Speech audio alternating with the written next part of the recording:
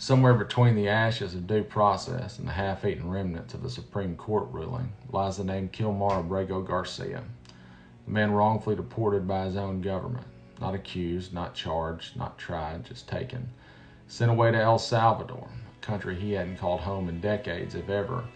There was no paperwork, no legal defense, no hearing, just a silent vanishing act sanctioned by the full weight of the executive branch. And now the court has spoken, the highest court in the land. The mighty tattered robe that's supposed to still hold some shreds of legitimacy ordered his return, a clear directive to bring this man back.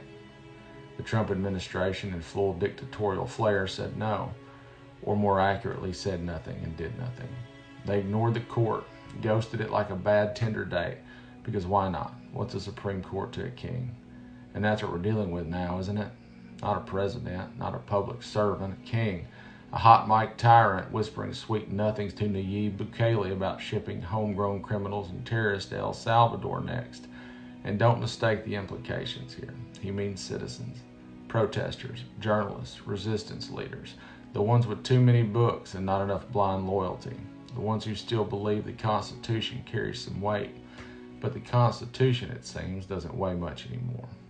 It flaps in the wind like a forgotten circus tent riddled with holes and soaked in gasoline. If the executive branch can defy the judiciary and there is no consequence, no impeachment, no removal, no thunderous cry from Congress, then it's over. The checks have bounced. The balances are shattered, and all that's left is the awful silence of complicity. And Kilmar Abrego Garcia may already be dead, and if he is, then this country killed him. This administration buried him. And if the courts can be defied without consequence, then no law is sacred. Not habeas corpus, not due process, not the presumption of innocence, not even the goddamn Bill of Rights. We have entered the era of optional constitution. And here's the rub. This is not an immigration story. This is a line in the sand. Because if Trump is allowed to ignore the court now, he'll ignore it again. And next time won't be some poor undocumented man ripped from his family in Maryland. It'll be your friend, your neighbor, your daughter, your son, you, the resistance, the ones with enough sense to know when fascism comes wrapped in a flag and carrying a cross. Bukele, the young authoritarian cosplay artist in El Salvador, must have smiled when Trump leaned over and whispered his little deportation fantasy. Homegrown, he said.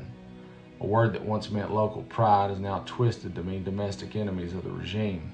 Think about that. Think about where that leads. Think about black bag extractions in the middle of the night. Think about planes bound for foreign soil with no returns. And think about how no one stopped him. Congress could, but they won't, because impeachment takes courage, and these bootlickers wouldn't take a stand if the devil himself were signing the deportation orders in blood. They'll make excuses, they'll call it a misunderstanding, then they'll pivot to gas prices or TikTok or whatever outrage machine is trending on the right. But we know better. This is a constitutional crisis. It is not brewing, it is boiling. It is not hypothetical, it is happening. And if we do not act now, if we do not rise up with the full thunder of our democratic voices, then we are not a nation of laws, we are a nation of whims, of fascists in bad suits and enablers and worse ones. And if those who can make you believe absurdities can make you commit atrocities, and here we are, believing the absurdity that one man can rule by decree in a republic, and letting the atrocity follow like a loyal dog. But we cannot believe those absurdities. Not now.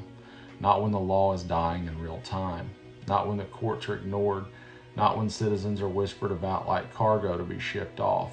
Not when one man decides who lives under the flag and who gets thrown under it. We owe it to ourselves. We owe it to our children. We owe it to our neighbors. We owe it to the battered ghost of the Constitution who deserves at least one last stand before the lights go out. Make no mistake, if Trump is not impeached for this, we are not governed, we are ruled. And may God forgive us if we choose silence.